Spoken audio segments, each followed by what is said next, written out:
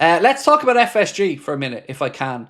Because I read a piece on the Echo earlier on that said FSG are said to be in talks over a proposed sale of National Hockey League franchise the Pittsburgh Penguins. If it were to go through, they say it would net a sizable profit on their investment. The piece goes on to say ice hockey is undergoing a significant rebuilding process, which is set to see 2 teams added to expand the league within the next couple of years. This is set to flood the NHL with hundreds of millions of dollars, considerably enhancing the value of all NHL teams. Sportsnet's Elliot Friedman, reported that FSG could easily net about $1.75 billion or £1.3 billion if they sell the Penguins, almost doubling their investment in just 4 years.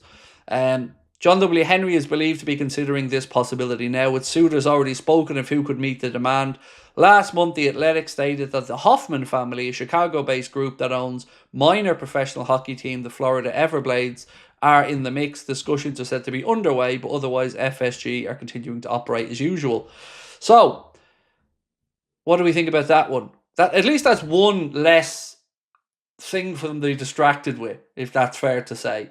God, I wouldn't mind buying something, flipping it in 4 years, doubling the money on it to that levels. But yeah, it's interesting because I remember when they bought it, there was talk of a new stadium and there was talk of some development in and around that area of Pittsburgh as well. But yeah, looks like they're going to cash out of it and I guess free up some roles, people. I won't say money because money's different. Alejandro said, Craig, I work in finance and seeing the 2023 minority deal from Dynasty Equity in Liverpool makes me think FSG could sell the club in the next 3 to 5 years. Private equity usually has this time horizon. So, I remember, who was the one that owned Formula 1 at one point? I don't know if they still own Formula 1 or not, but I do remember there was a firm like that FSG were dealing with a little bit. And it's going to have to be somebody like that, Alejandro, isn't it? To come in to buy a football club now like Liverpool. Like even Spurs, they're talking about a valuation of about £4 billion because of the stadium, which is absolutely magnificent.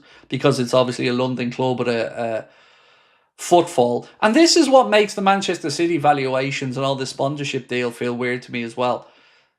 They don't own the Etihad, right? That's a lease stadium that they were given after the Commonwealth Games in Manchester, unless I missed something huge here.